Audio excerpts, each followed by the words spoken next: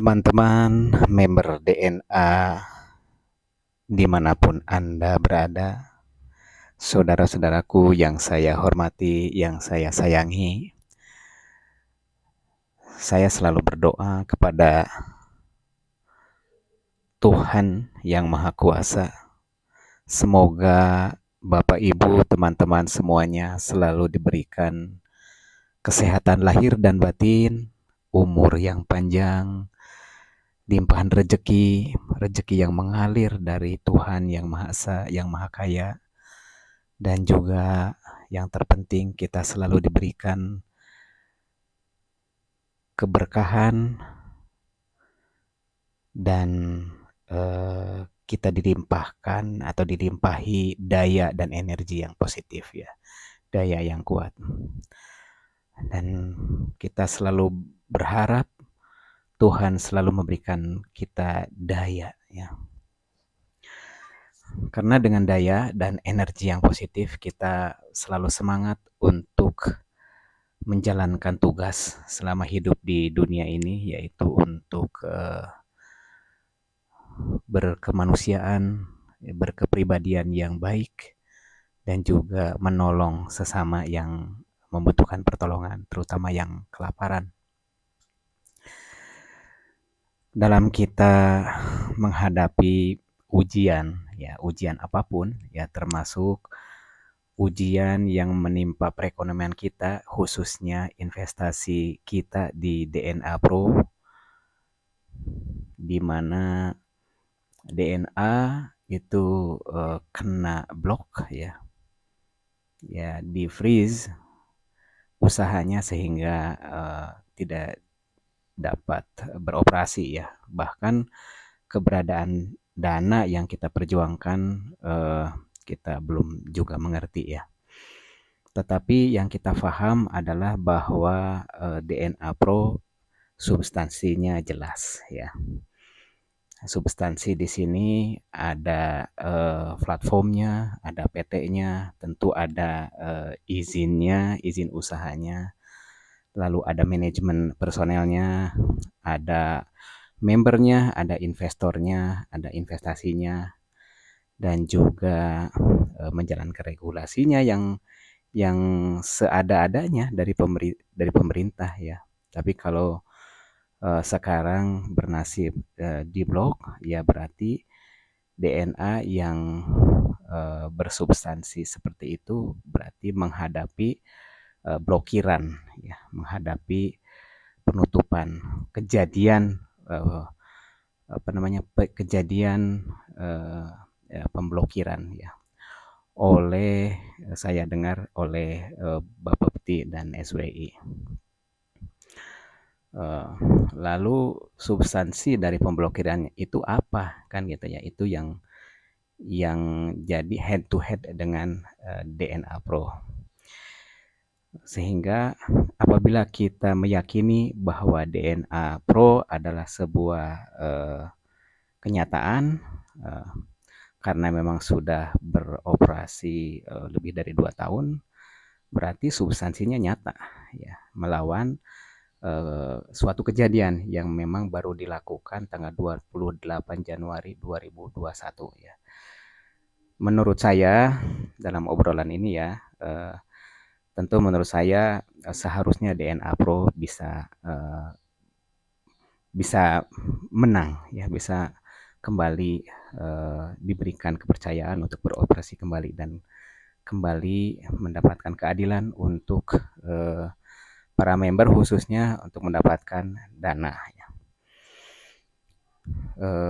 Itu apabila head to head ya antara DNA Pro yang substansinya jelas dengan kejadian yang dilakukan oleh regulator dalam memblok DNA Pro khususnya ya. Jadi DNA Pro harus kembali ke dalam substansi yang nyata lagi ya. Baik, jadi ini adalah sebuah kejadian gitu. Baik, teman-teman yang tergabung atau yang menjadi member DNA ini kan cukup banyak jumlahnya, 200.000 orang lebih ya. Diperkirakan investasi yang terkumpul di DNA pun cukup besar, dan ini layak untuk untuk kita saksikan ya, karena yang head to head adalah DNA Pro dengan suatu kejadian ya, dan ini kan sudah bergulir di pengadilan ya, sudah bergulir di pengadilan ya. Sekarang udah ke persidangan tahap 1 ya. Tinggal nanti yang terjadi pada tanggal 20 September 2022 nanti persidangan yang kedua, yaitu pada tanggal 11 Oktober 2022 ya. Dan sebelumnya hari ini pada tanggal 20, sekarang tanggal 22 ya. Tanggal 22 itu ada sanggahan dari salah satu pengacara dari salah satu terdakwa ya.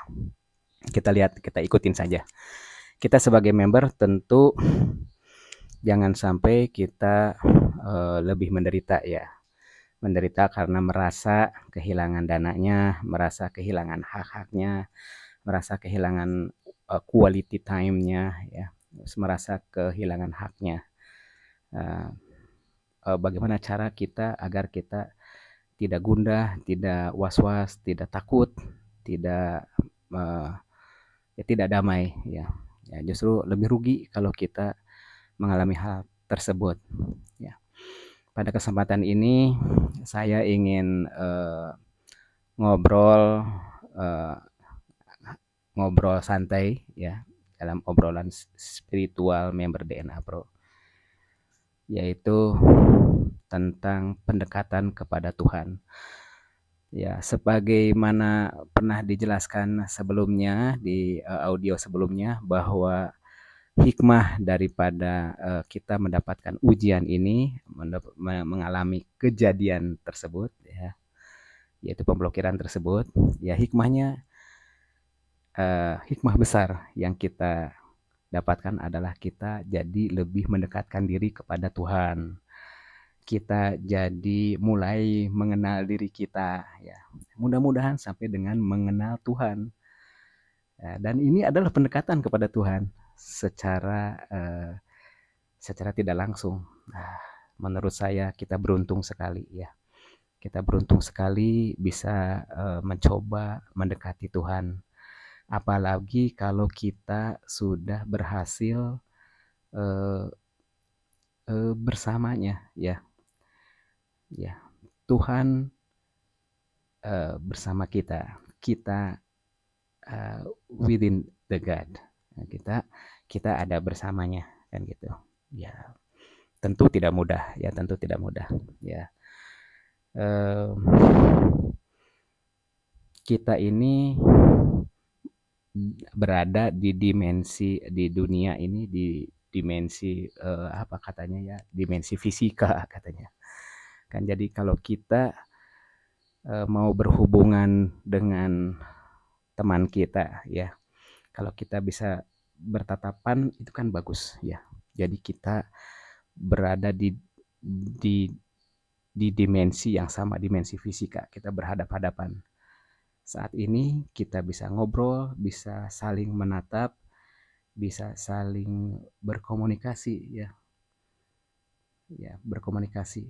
Ya, kita nggak bayangkan ya bagaimana kalau kita tidak diajari komunikasi sejak lahir. Ya, tentu kita tidak bisa berkomunikasi ya.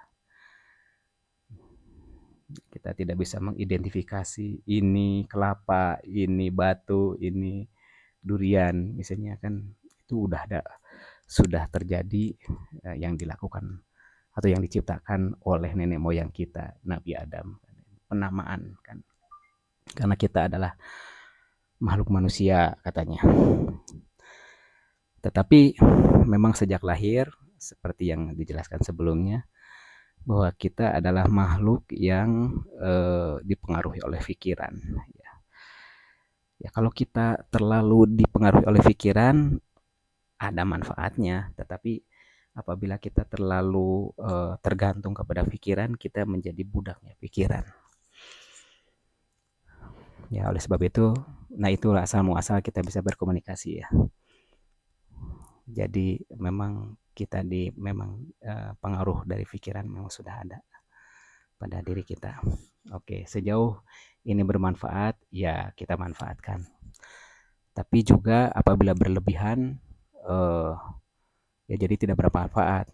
Misalnya kita dihina, difitnah, dikata-katain kan gitu ya, dipengaruhi oleh sebuah kata-kata, lalu kita terpengaruh. Ya, artinya kita terpengaruh dengan pikiran kita sendiri sebetulnya. Ya, bagaimana kita melepaskan kita dari pikiran. Nah, pendekatan dengan sesama ya seperti itu. Sekarang apabila kita berkomunikasi dengan teman kita tetapi dengan jarak ya. Dengan jarak yang berjauhan. Kalau yang tadi berjarak berdekatan, kita sekarang dengan jarak yang berjauhan.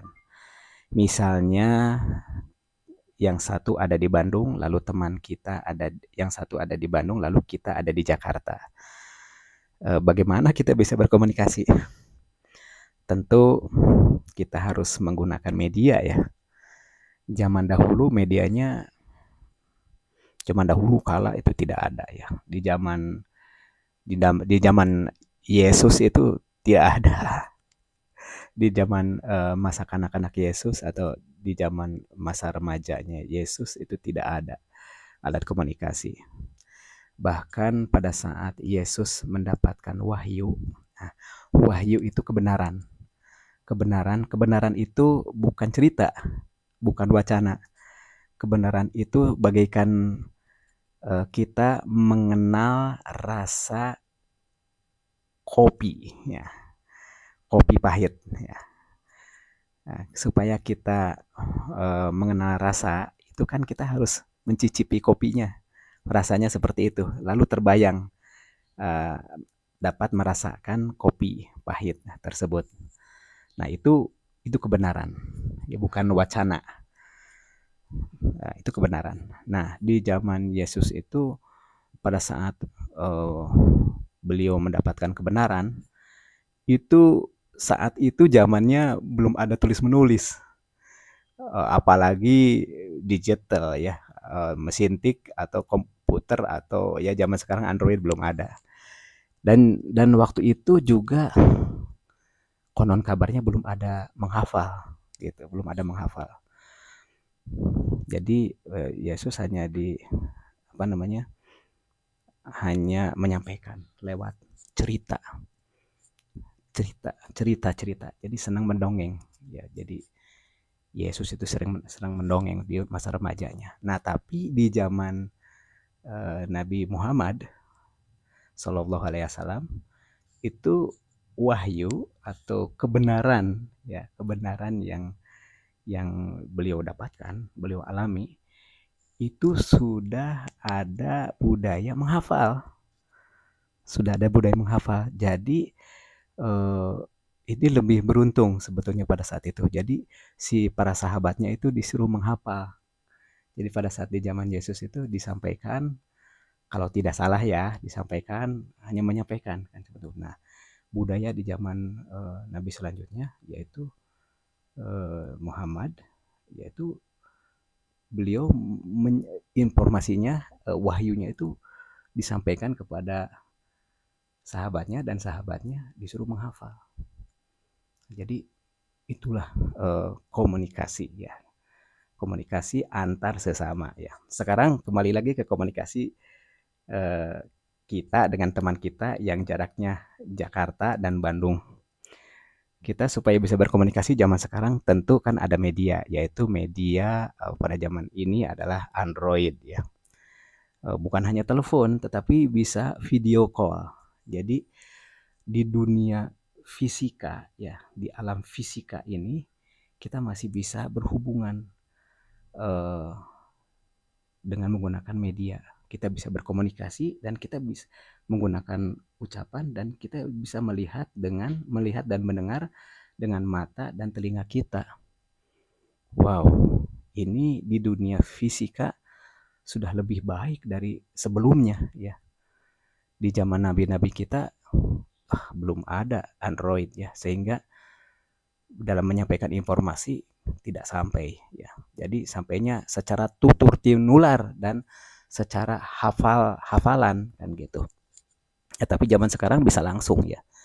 Zaman sekarang lebih beruntung, lebih bagus. Saya yakin para manusia di zaman dulu dengan zaman sekarang lebih pintar zaman sekarang, karena zaman sekarang medianya lebih lebih baik secara logika ya, lebih baik ya.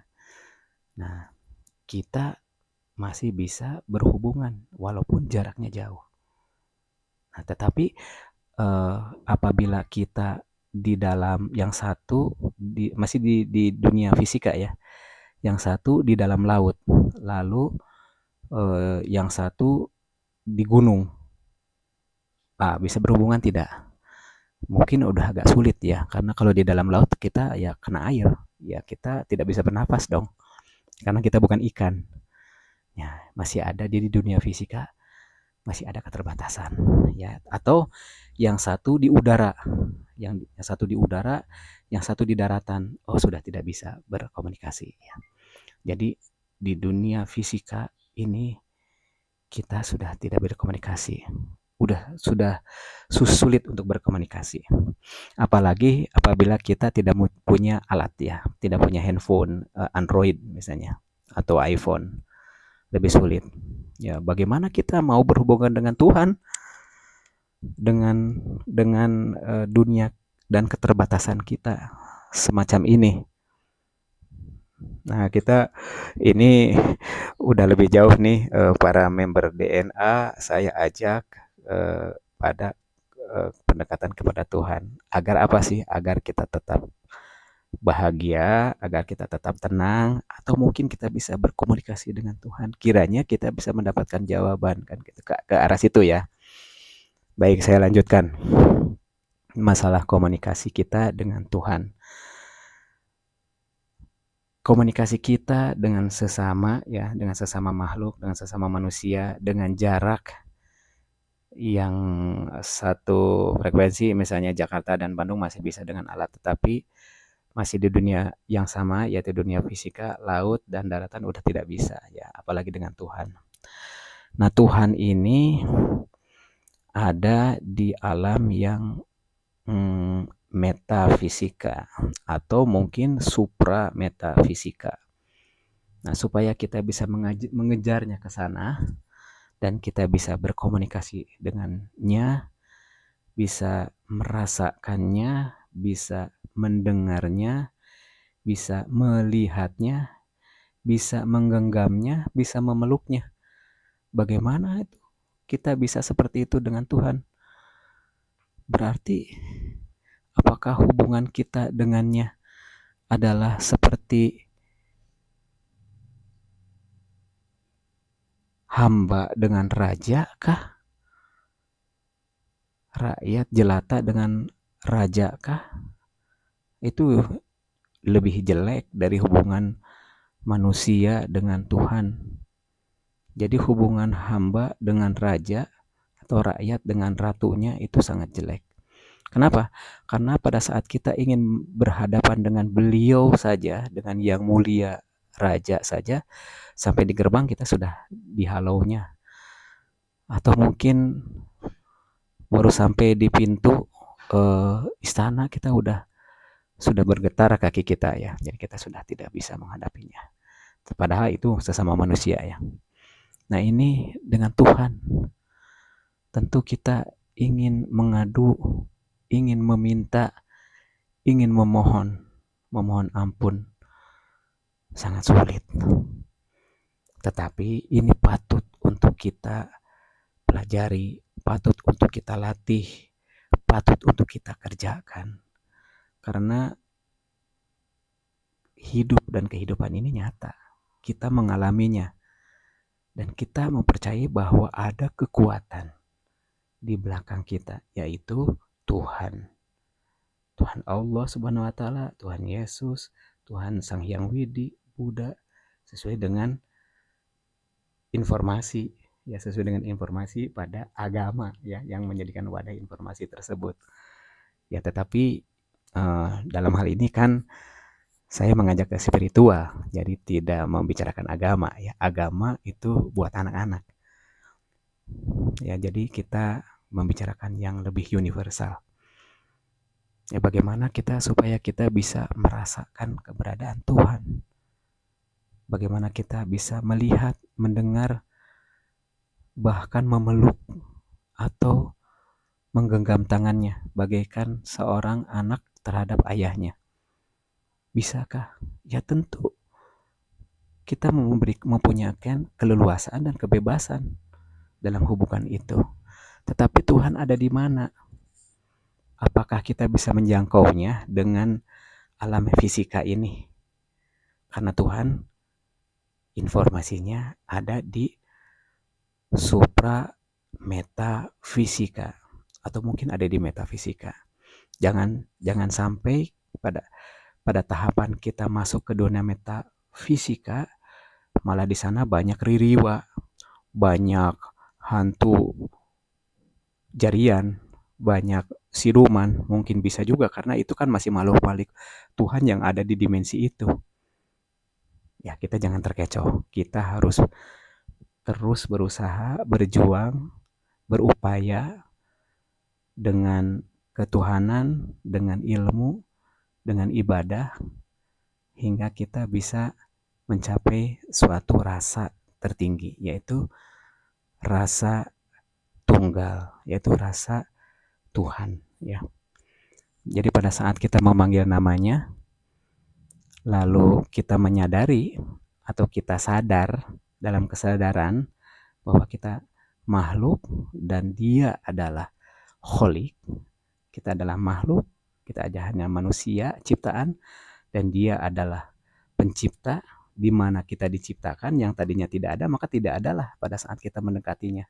Hilanglah kita. Sadarilah bahwa kita hanya ceritanya.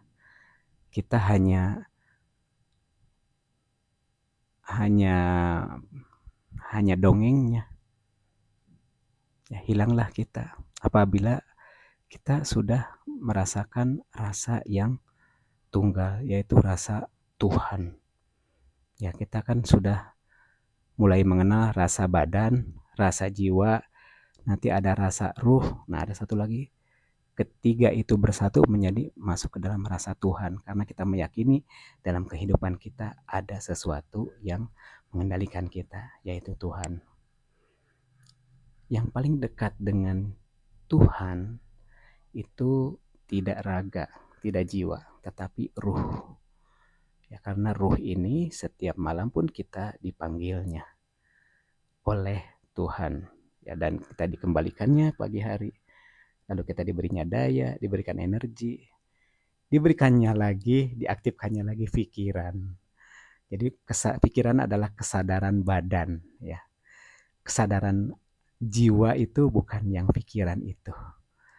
Kesadaran jiwa itu rasa. Rasa itu Anda coba duduk, bernafas, lalu ada rasa, ya. Bukan rarasaan, bukan perasaan, bukan perasaan sedih, perasaan gundah, bukan yang itu, tetapi rasa. Ya coba cari deh. Ada rasa nyaman, ada rasa seolah-olah kita ada yang mengawasi, ya. Apabila ada yang mengawasi lalu kita tahu bahwa kita diawasi, nah berarti kan sudah ada koneksi itu antara yang mengawasi dengan yang diawasi. Cuman jangan sampai yang kita tahu bahwa kita diawasi ternyata yang mengawasi adalah makhluk juga. Nah, jangan sampai ke situ ya. Makanya jangan tersesat di metafisika yang dangkal ya, karena di situ ada siluman, ada ya makhluk-makhluk halus ya seperti itu. Ada ilusi ya, ya bukan yang itu. Jadi Tuhan itu adalah cahaya ya, cahaya tertinggi. Ini saya ingin melanjutkan terus sebetulnya ya, tetapi apakah mungkin sulit dimengerti atau tidak, atau saya sendiri sudah mulai tidak mengerti ya. Jadi saya takutnya malah banyak cincong ya. Tetapi ini sejauh ini saya berhalu ya. Ya, saya ingat ya, saya pernah ada yang mengkomentar halu terus ya. Mas Yuko ini kok halu kan gitu. Iya, memang saya halu. Ya, karena kalau tidak halu ya tentu sulit untuk mencari Tuhan. Sulit untuk mencari diri saya sendiri kan gitu. Baik, inilah hikmah kita mendapatkan ujian dari Tuhan. Itu panggilan sebetulnya. Jadi Tuhan menyayangi kita, Tuhan memperhatikan kita, Tuhan itu ingin dikenal. Ya, ini, wahai teman-temanku, Tuhan itu ingin kita kenal loh. Kalau kita sudah terlalu lama tidak mengenal Tuhan, terlalu lama tidak dalam keadaan sadar, dalam kesadaran, ya kita sekali-kali untuk sadar, sekali-kali mengakui bahwa apa yang kita dapatkan berupa rezeki, berupa jodoh, berupa hidup, ya, dan bahkan mati, itu bukan milik kita, tetapi milik Tuhan. Dan kelak yaitu eh, kita harus mengakui dan kita serahkanlah sekali-kali kepadanya. Akui bahwa itu semua milik Tuhan. Sebentar aja kita akui, kita serahkan, kan gitu. Kalau Tuhan sudah merasa diakui oleh makhluknya, maka Tuhan akan senang. Oh, makhlukku sudah mengenalku. Oh, makhlukku sadar bahwa harta yang diinvestasikan di DNA itu bukan miliknya. Tuhan senang sekali. Semoga harta kita yang tidak dapat kita ambil, memang itu bukan harta kita, tetapi harta Tuhan. Jadi kita serahkan kepada Tuhan. Ya, sekalian serahkan semuanya kepada Tuhan. Bukan kita tidak ikhlas, tidak terima, bukan. Ini adalah ikhlas nih. Ini adalah definisi ikhlas yang paling rendah nih. Kita serahkan kepada Tuhan bahwa itu semua miliknya, dan yakin dan percaya. Coba tanamkan dalam jiwa dan raga kita. Yakin, hakul yakin, karena sudah mengalami ini tidak ada, kita tidak berkutik. Hakin, ainul yakin, dan hakul yakin. Yang terakhir hakul yakinnya. Jadi kita sudah yakin bahwa itu milik Tuhan. Lalu ainul yakin, kita sudah melihat bahwa dana kita atau investasi kita sudah tidak bisa kita ambil. Ini adalah ada kuasa Tuhan juga, di mana Tuhan ingin diakui.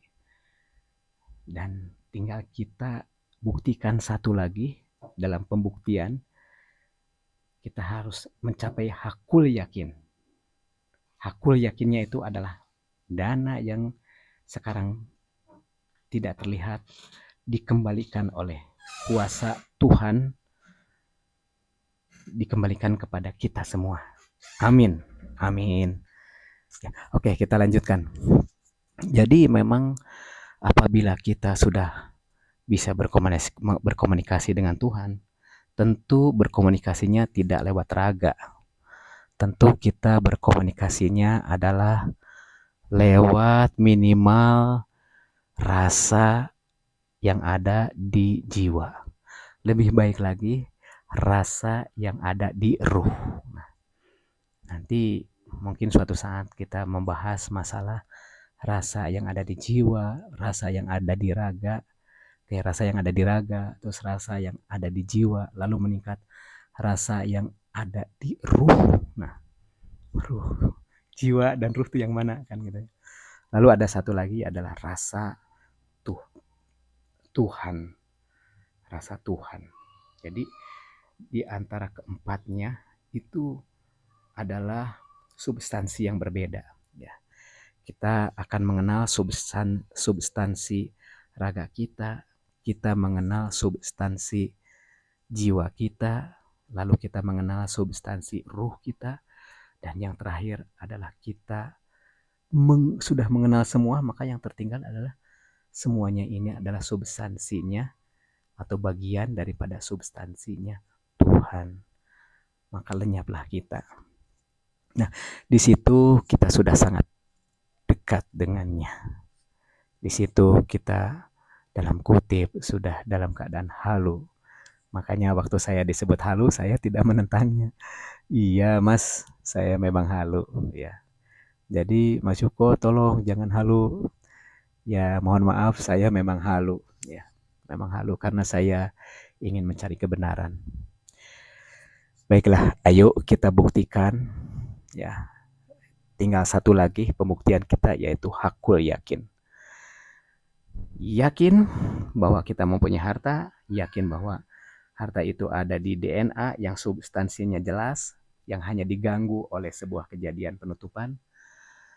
Lalu yakin bahwa dana kita memang tidak terlihat ya atas kuasanya lewat makhluk-makhluknya terjadilah pemblokiran, terjadilah sulit WD bahwa ini adalah ainul yakin. Ini di belakang ini pada akhirnya adalah karena kuasa Tuhan.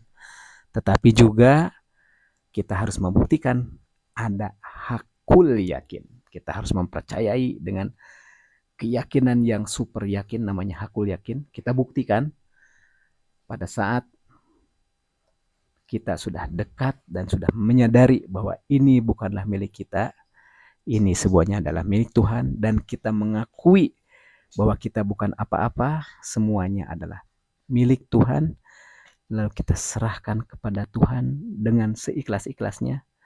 Dengan seikhlas-ikhlasnya, totalitas kita serahkan. Kita tidak memiliki apa-apa. Jadi yang ada pada diri kita sehingga kita bisa hidup, itu karena kuasa Tuhan.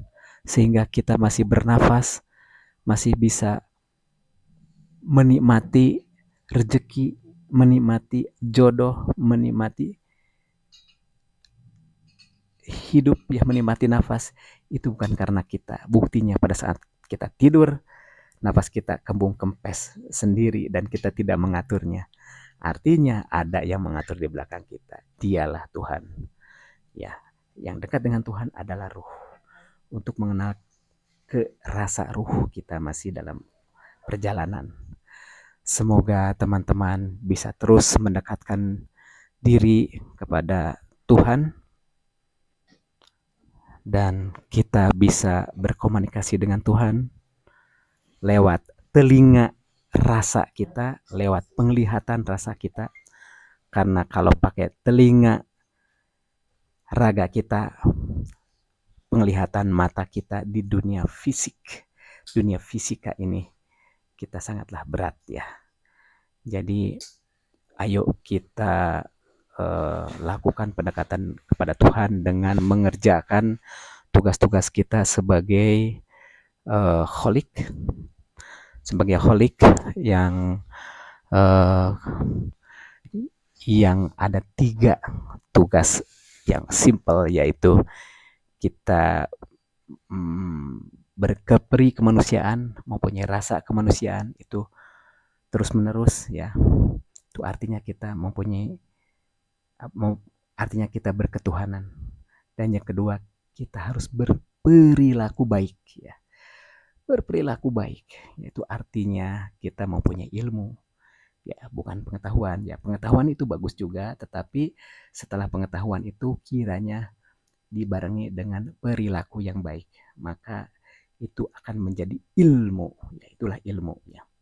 Ilmu yang sudah kita alami, yang sudah kita uji kebenarannya, itu adalah ilmu. Tapi kalau masih wacana, baru baca dari buku, baru mendengar dari ustadz, baru mendengar dari pendeta, baru mendengar dari pedande, itu kan hanya wacana ya, hanya katanya kan ya, itu belum dibuktikan ya. Jadi kebenaran yang dibawakan oleh Nabi juga itu adalah wahyu ya, itu juga adalah kebenaran. Tapi waktu sampai ke kita itu menjadi wacana, informasi ya, katanya. Jadi perlu dibuktikan lagi. Baiklah, yang ketiga adalah kita selalu menolong orang ya, menolong sesama, terutama membantu yang kelaparan, menolong yang kelaparan agar dia tetap hidup. Nah, itu dicatat sebagai ibadah. Jadi ketiga hal inilah akan membuat kita lebih peka ya, membuat kita lebih peka dalam pendekatan kepada Tuhan. Ya kalau sudah kita bisa dekat dengan Tuhan, maka kita bisa bertanya, kita bisa meminta, kita bisa memohon. Oke, tentu sekarang yang kita hadapi adalah nasib dana kita di DNA. Takdirnya seperti apa? Nah, kita harus menjemput takdir ini dengan ketuhanan, dengan ilmu, dan dengan ibadah. Ya. Bukan dengan cincong, bukan dengan prasangka buruk, bukan dengan ketidaksabaran yang dipenuhi dengan hawa dan nafsu, bukan dengan keinginan yang terlalu ambisius, bukan dengan uh, bukan dengan amarah, bukan dengan rasa yang dikuasai oleh hawa dan nafsu. Bukan, teman-teman. Tetapi kita, ya, bagi yang awam, bagi yang sudah jauh dari hal-hal kepribadian yang baik dan dengan tak pernah melakukan kemanusiaan, terlalu individualistis, ya, terlalu tidak peduli dengan sesama. Ya, saatnya kita menyadari dan memohon ampun kepada Tuhan. Saat ini juga memohon ampunlah saat ini juga. Buatlah pengakuan dosa, buatlah istighfar, ya. Bukan hanya mengucapkan tetapi juga mengaplikasikannya dengan cara lakukan ketiga hal tersebut. Lakukan terus dengan waktu yang ada, kesempatan yang masih ada, lakukan. Niscaya kita bisa lakukan bersama-sama, khususnya para member DNA yang saya cintai, apalagi di dalam grup ini khususnya. Dan saya juga memohon video ini bisa di-share kepada teman-teman yang lain, khususnya member DNA. Karena problem yang kita hadapi dengan DNA juga sebetulnya problem dalam kehidupan yang lain sangat banyak sekali. Kita share dan bagus apabila bisa di-subscribe, ya. Jadi subscribe. Semoga kalaupun ada hasil saya bisa berbagi dengan sesama. Apa yang saya ucapkan ini bullshit sebetulnya apabila saya pun tidak melakukan apa yang saya ucapkan. Jadi bagus ya apabila ini malah menghasilkan dan saya bisa berbagi dengan sesama, ya. Itu selalu ada itu dalam pikiran itu. Saya rasa teman-teman member DNA selalu melakukan charity, ya. Dulu saya mengajak, ayo 2,5% keluarkan dari cuan yang kita dapatkan setiap hari. Atau setiap sebulan sekali kita keluarkan 2,5%. Tahu-tahu didahului oleh sebuah kelompok, entah di mana, di Jakarta kayaknya, itu sudah melakukan charity, itu membantu sesama yang kekurangan. Nah, itu ibadah itu.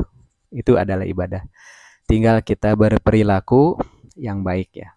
Ditopang dengan pengetahuan supaya menghasilkan ilmu, ya.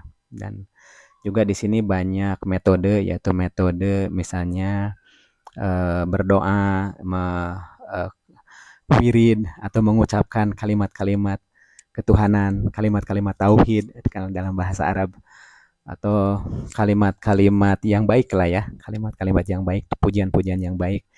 Itu baik, ya, ketimbang kita mencurigai seseorang berbuat jahat misalnya, ya.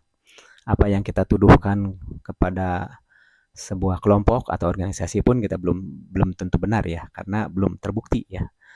Ya, kita pun harus berhati-hati dalam menuduh misalnya, oh jangan-jangan dananya ini diambil untuk, ya, walaupun ada pembuktian tapi di bidang yang lain, ya.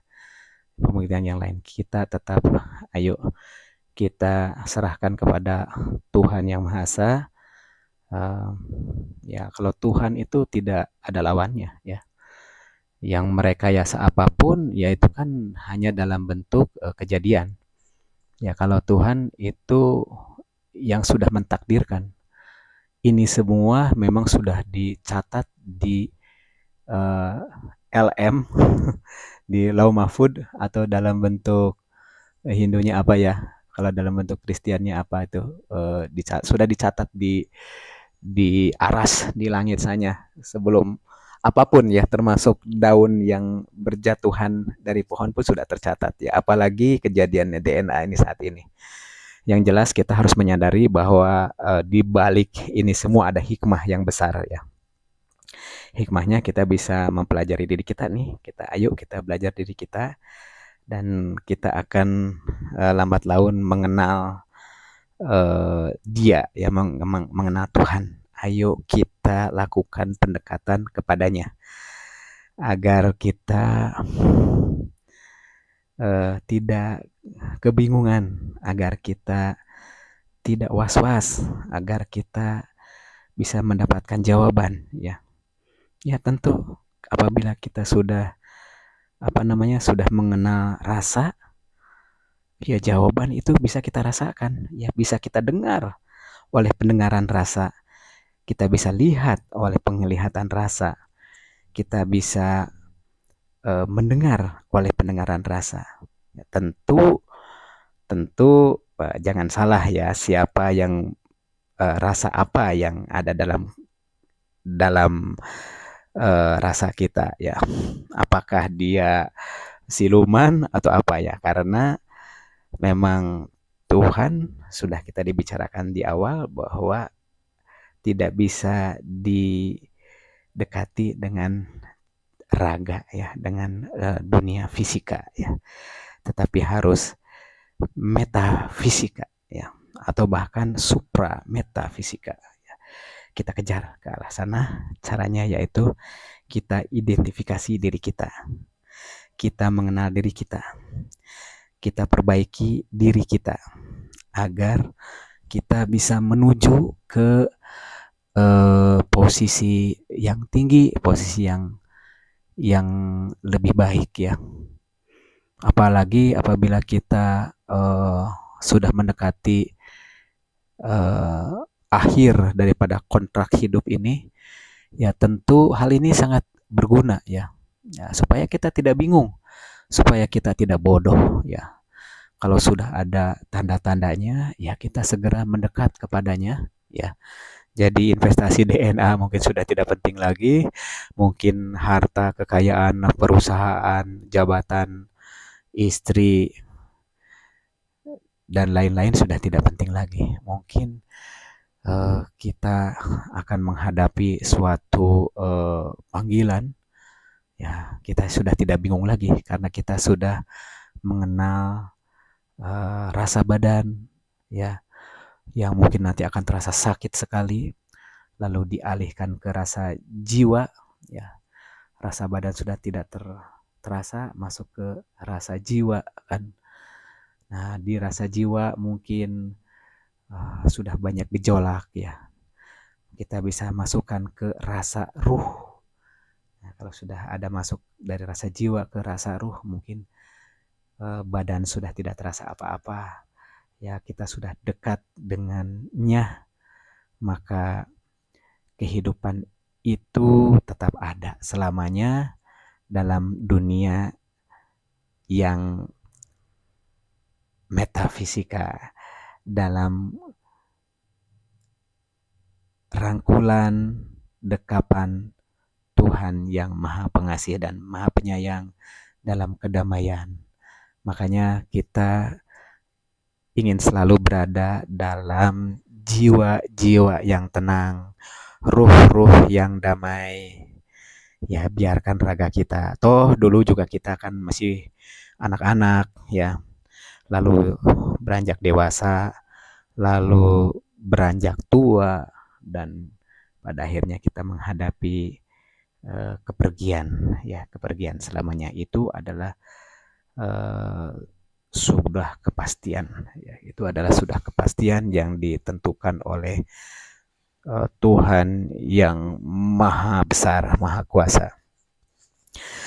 Baiklah kawan-kawan member DNA Pro dimanapun Anda berada, saya senantiasa terus mendoakan teman-teman semua selalu dalam keadaan sehat lahir dan batin, ya selalu diberikan kesempatan dalam bentuk umur yang panjang, selalu diberikan kesempatan untuk masih menikmati jodoh, masih menikmati rejeki, masih menikmati takdir-takdir dalam kehidupan ini, ya agar kita bisa mencapai kebahagiaan di dunia, di alam fisika ini, dan juga di akhirat nanti, yaitu di alam metafisika, yang tentunya kita jangan sendirian, tetapi kita sudah dekat dengan Tuhan yang Maha Esa, Tuhan yang Maha Kuasa, Tuhan yang Maha Pengasih, Maha Penyayang, Maha Lembut, Maha Bijaksana, Maha Memberikan Kedamaian. Ya, sekarang kita balik lagi ke ada permasalahan-permasalahan di DNA ini. Ayo kita sikapi dengan kembali lagi ya, kita sikapi dengan keikhlasan, ya kita serahkan sebentar saja kepada Allah Subhanahu wa taala. Aku selamanya juga bagus ya, kita serahkan kepada Allah Subhanahu kepada Tuhan yang Maha Esa dan yakinkan ya, hakul yakin apabila kita sudah total kita menyerahkan kepadanya segala bentuk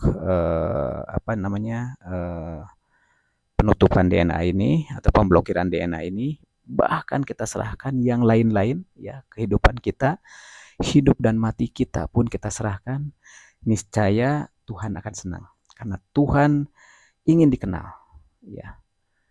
Tuhan ingin sekali dikenal oleh makhluknya. Ya kalau Tuhan sudah ada rasa dikenal ya, apabila kita tahu ya.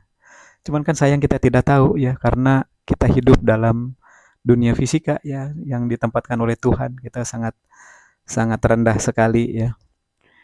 Ya apabila kita sudah masuk ke alam super metafisika, kita bisa melihatnya, kita bisa menatapnya, kita bisa menggenggamnya dalam hubungan yang jauh lebih baik daripada hubungan ayah dan anak ya. Coba anak dengan ayah itu kan dipeluk, dipegang, dikasihi, disayang-sayang, dielus-elus kan. Nah, harus lebih baik dari itu hubungannya. Ya, dan itu terbuka. Kita bisa memeluknya, menggenggamnya ya dalam bentuk supra metafisika tentu ya, tidak dalam bentuk yang fisika seperti ini ya. Ya, memeluk, mendengar, melihat, berkata-kata bukan dalam bentuk yang dunia fisika, dalam bentuk yang raga, tidak seperti itu. Jadi dalam bentuk yang lain. Ya.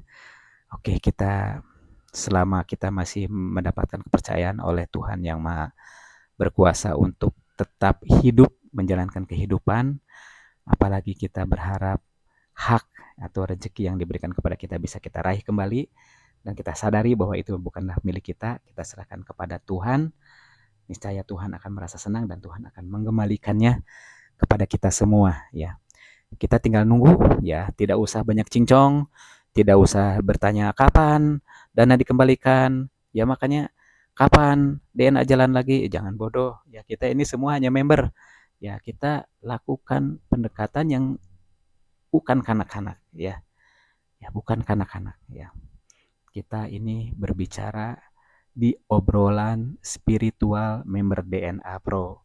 Ya jadi ya kalau spiritual ya bukan kanak-kanak lah, bukan bukan berbicara masalah agama, bukan. Tapi masalah yang lebih substansinya alam semesta seperti itu. Saya mohon maaf apabila ada kesalahan-kesalahan ucap ya. Karena ini cukup lama nih. Saya udah di menit ke-48 saat ini. Udah di menit ke-48, saya mengajak teman-teman member DNA untuk untuk sedikit merendahkan diri, mengenal dan mengidentifikasi diri kita ya lewat pikiran, lewat rasa ya, rasa badan, rasa jiwa, rasa ruh. Yang terakhir kita capai untuk mengetahui dan mendapatkan rasa Tuhan, rasa tunggal ya, agar kita bisa mengenal diri kita, siapa diri kita, dan juga mengenal, otomatis kita akan mengenal Tuhan kita ya, Tuhannya. Ya itu memang tugas kita dilahirkan ke dunia atau turun ke dunia, itu tugasnya adalah mempelajari diri kita dan mencari Tuhannya. Itu saja. Itu jangan lupa ya. Kita terlalu bertuhankan uang. Kita terlalu bertuhankan jabatan. Kita terlalu bertuhankan kecantikan.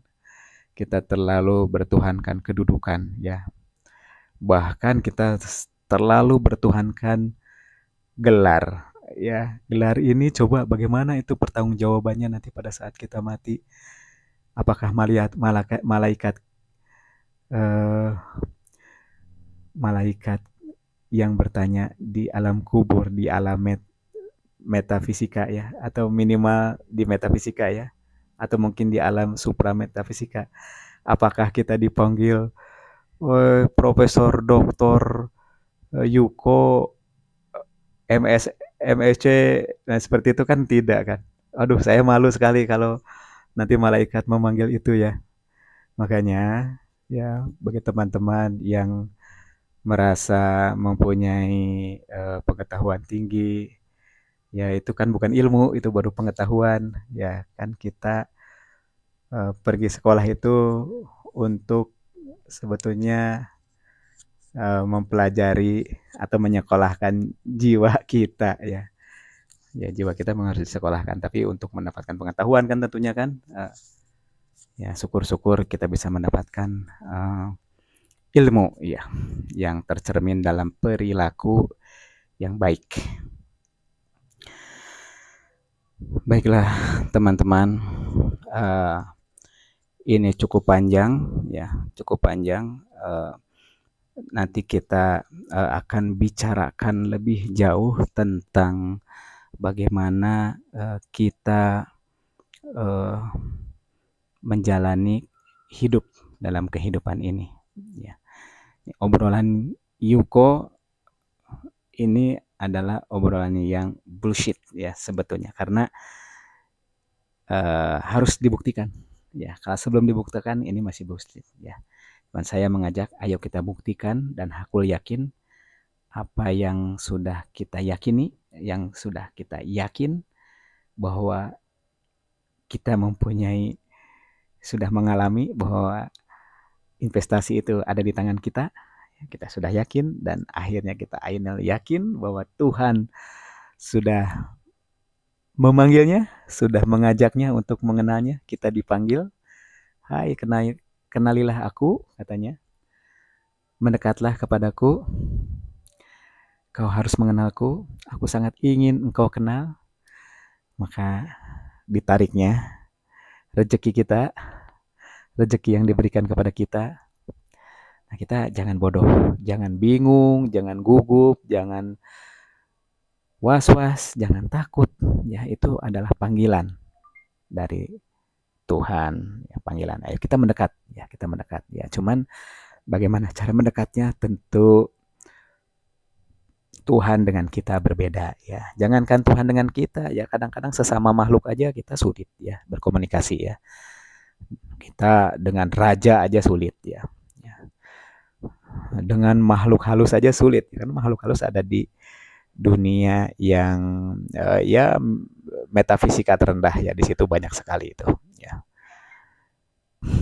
Kalau Tuhan itu ada di dunia yang supra metafisika ya, ada di tempat itu ya. Caranya kita harus lakukan ketiga hal ya sebagai tugas hidup kita di alam dunia ini. Ya, pada akhirnya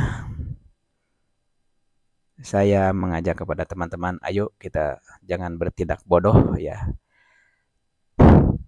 Di antara member kita juga mempunyai teman-teman ya. Kita bersatu, berkumpul, satukan rasa, satukan tekad ya untuk mengawal dana kita, dibantu dengan teman-teman yang berilmu ya. Seperti dalam paguyuban itu ada yang berilmu di bidang hukum, ada yang berilmu di dalam bidang legal, di dalam memimpin perusahaan, yang ilmu dalam bidang organisasi ya, kita ikut ya, kita turut serta bersama mereka ya. kita harus jaga perilaku kita harus lakukan kebaikan, ya ibadah, ya kita juga harus mempunyai rasa kemanusiaan, ya tertib, damai, ya sejahtera, aman, kan gitu. Bersama-sama kompak untuk mencapai sebuah tujuan. Apabila kita memang kurang ilmu, kita diam, ya. Kalau kita punya ilmu, ya kita harus terpanggil untuk membantu sesama, ya. Ya seperti itu. Baiklah, semoga kita selalu diberkati oleh Tuhan Yang Maha Esa. Kita selalu diberikan kesehatan lahir dan batin, umur yang panjang, rezeki yang banyak, ya, bukan hanya dari DNA ini, ya. Kita harus membuka, ya. Kita harus riang gembira agar tidak ada tirai yang menghalangi sinar rezeki yang datang kepada kita. Apakah ilmu, apakah dalam bentuk kehidupan, perekonomian, ataupun dalam bentuk daya, yaitu adalah rezeki dari Tuhan Yang Maha Esa. Baiklah, sampai jumpa pada audio berikutnya. Salam dan sukses selalu.